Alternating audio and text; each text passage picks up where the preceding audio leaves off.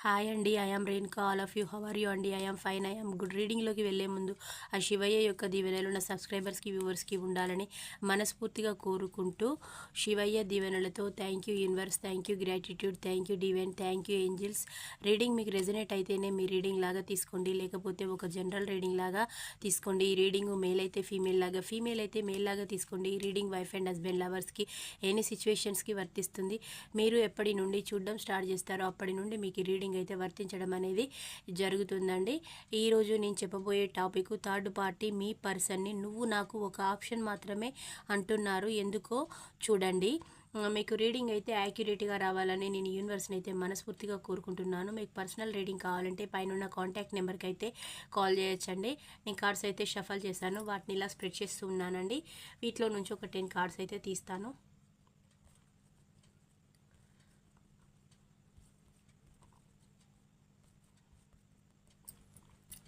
1 2 3 4 5 6 7 8 9 10. ఈ 10 కార్డ్స్ గురించి రీడింగ్ అయితే చూద్దామండి.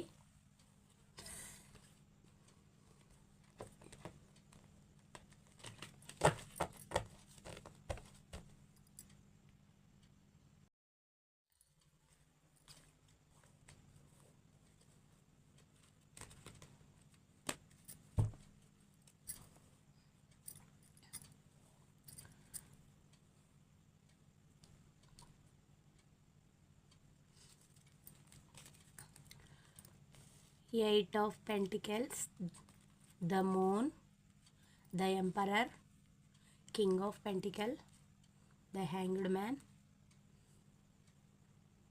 Two of Swords, the World, Nine of Swords, Five of Wands, Ace of Pentacles. Cards అయితే ఇలా వచ్చాయండి. థర్డ్ పార్టీకి చాలా పొగరుపోతూ ఈగోయిస్ట్ పర్సన్ అన్నమాట. తనకి మీ పర్సన్ ఒక్కరే కాకుండా ఇంకా అదర్ మల్టీ రిలేషన్స్ అనేటివి ఉన్నవి.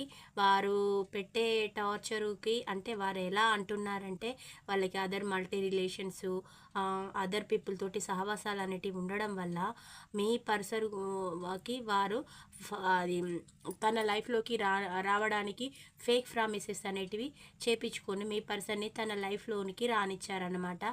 అందులో రానిచ్చినట్టుగా ఏవైతే ప్రామిసెస్ చేశారో ఆ ప్రామిసెస్ అనేటివి థర్డ్ పార్టీ నిలుపుకోలేకపోతూ ఉన్నారు.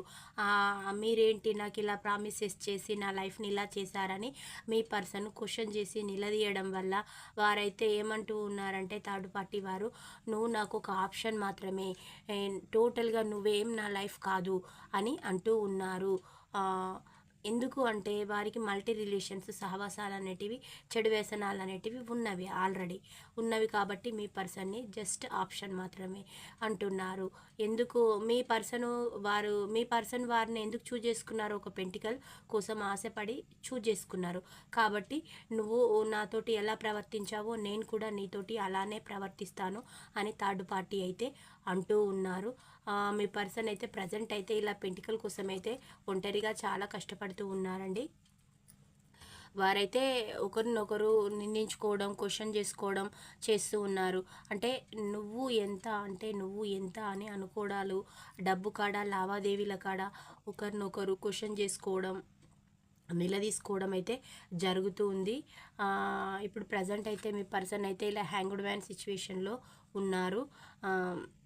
తను థర్డ్ పార్టీని ఎదిరించినట్లయితే థర్డ్ పార్టీ వారు మీ పర్సన్కి ఇలాంటి సిచ్యువేషన్ అయితే చూపెట్టబోతూ ఉన్నారు. అంటే తనని కనుక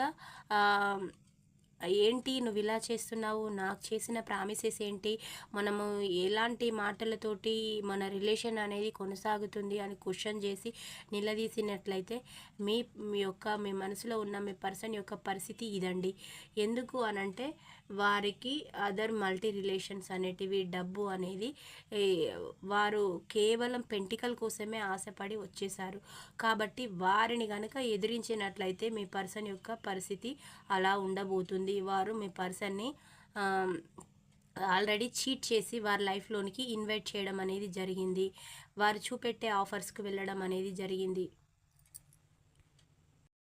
మీ పర్సన్ అయితే నా లైఫ్ నాశనం చేసుకుని మీతోటి నేను సావాసం చేశాను, నా ఫ్యూచర్ ఇలా అయిపోయింది అని అంటూ ఉన్నారు. ఇలా జంక్షన్లో ఉండి థింకింగ్ అనేది చేస్తూ ఉన్నారు. అంటే వాళ్ళని ఏ క్వశ్చన్ చేసినా కానీ ప్రతిదానికి మీ పర్సన్ అయితే థర్డ్ పార్టీకి అయితే సమాధానం చెప్తూ ఉన్నారు. మీ పర్సన్ ఎలాంటి ఈగోయిస్టిక్, పొగరుబోతు, సైకో క్వాలిటీస్ ఎలా ఉంటాయో ఆ థర్డ్ పార్టీకి కూడా అలాంటి క్వాలిటీసే ఉన్నవి.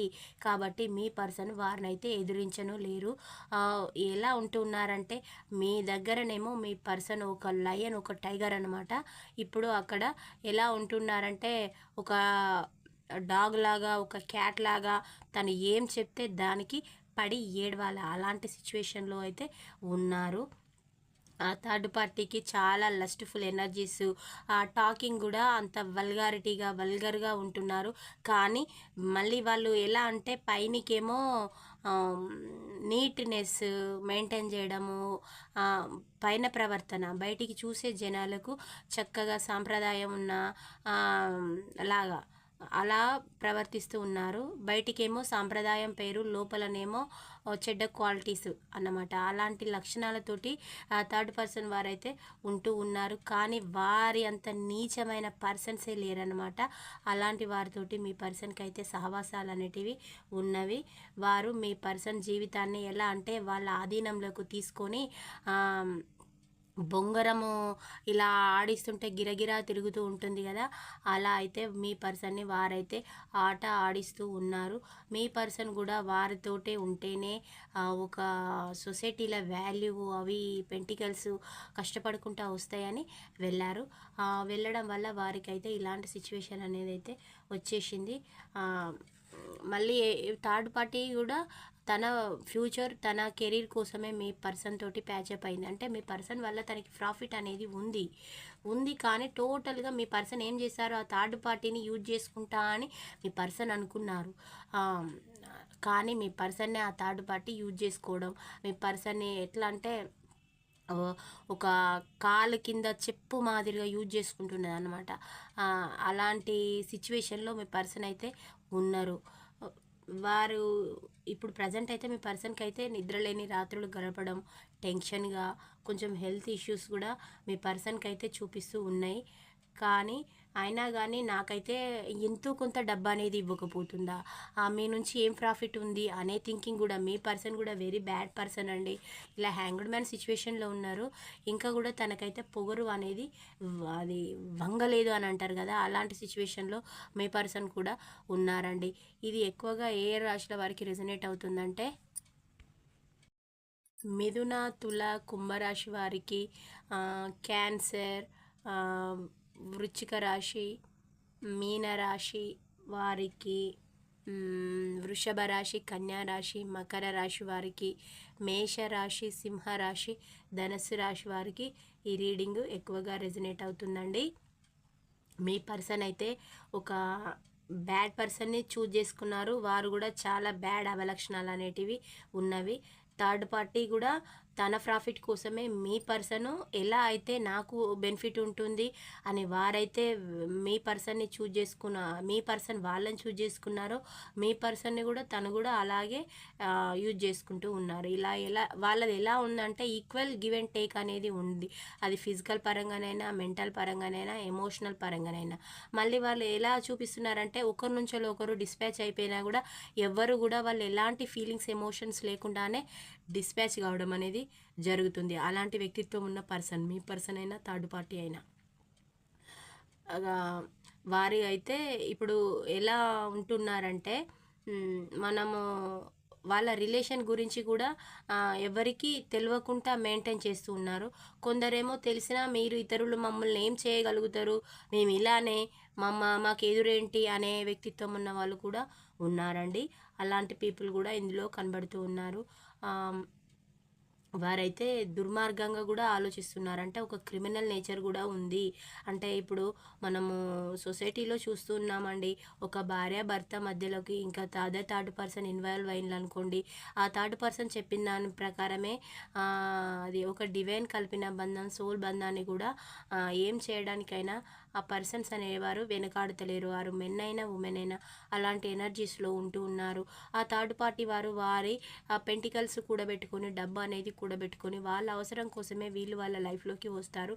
తర్వాత వారి లైఫ్ వారు చూసుకొని వెళ్ళిపోతారు. మధ్యలో వీళ్ళ జీవితాలే నాశనం అయిపోతాయండి. అలాంటి వారు ఎందరో ఉన్నారు. అలాంటి వారి వల్ల జీవితాలు నాశనం అనేటివి అవుతూ ఉన్నాయి. కానీ అది ఏం కూడా మీ పర్సన్ అయితే పట్టించుకోవడం లేదు. కష్టపడకుండా డబ్బు వస్తుంది అని. మీ పర్సను వారికి ఒక ఫైనాన్షియల్ పరంగా యూజ్ అనేది కావడం, మీ పర్సన్ వల్ల ఒక ల్యాండ్ ఇష్యూస్ ఏమైనా ఉంటే వారికి ఆ థర్డ్ పర్సన్స్కి అవన్నీ క్లియర్ చేయడం, మీ పర్సన్ వల్ల వారైతే ప్రాఫిట్ అనేది పొందడం అనేది జరుగుతూ ఉంది. ఒక డబ్బు పరంగానైనా, లేకపోతే ఏదైనా ల్యాండ్ పరంగా, ఆస్తుల పరంగా వారిది ఏదైనా గొడవలు ఇష్యూస్ ఉంటే అవన్నీ క్లియర్ చేయించడం, అంటే ఒకరికొకరు ఒకరి ఇన్ఫ్లుయెన్స్ని ఒకరు వాడుకోవడం, సహకారం అనేది చేసుకుంటూ ఉన్నారు. మీ పర్సన్కి మిమ్మల్ని ఎలా చేసి చూపెట్టారంటే ఆ థర్డ్ పర్సన్ ఒక చీమ మాదిరిగా, ఒక ఈగ మాదిరిగా చేసి చూపెట్టారన్నమాట. అంటే మీరు మీ దగ్గర డబ్బు అనేది సఫిషియెంట్గా లేదు. లేకపోవడం వల్ల మీ పర్సను వారిని మీ మీద ఒక గొడవ లాంటిది చిన్నది ఏదైనా ఆ థర్డ్ పార్టీకి చెప్పి వారి దగ్గర ఒక సింపతి లాగా పొందేసి అవడం వల్ల ఆ థర్డ్ పార్టీ వారు అయ్యో పాపం అని వాళ్ళు మంచిగా ప్యాచప్ కావడానికి మీ పర్సన్ మిమ్మల్ని ఎరగా వేసి థర్డ్ పార్టీని అయితే పట్టడం అనేది జరిగింది. మీ పర్సన్ యొక్క వీక్నెస్ ఆ థర్డ్ పార్టీ వారు గమనించారు.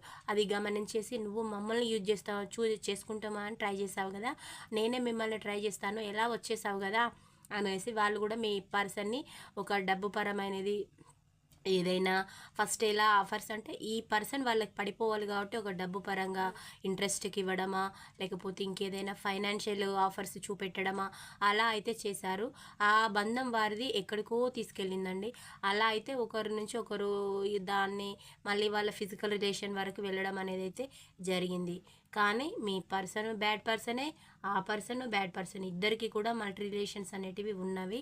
మిమ్మల్ని అయితే ఒక పాములాగా అయితే యూజ్ చేసుకున్నారు. మిమ్మల్ని ఎలా అంటే వాడేసుకున్నారన్నమాట. వాళ్ళ గమ్యం చేరడానికి మిమ్మల్ని వాడేసుకొని మీ పర్సన్ మీకు ఇలాంటి సిచ్యువేషన్ అయితే కల్పించారు.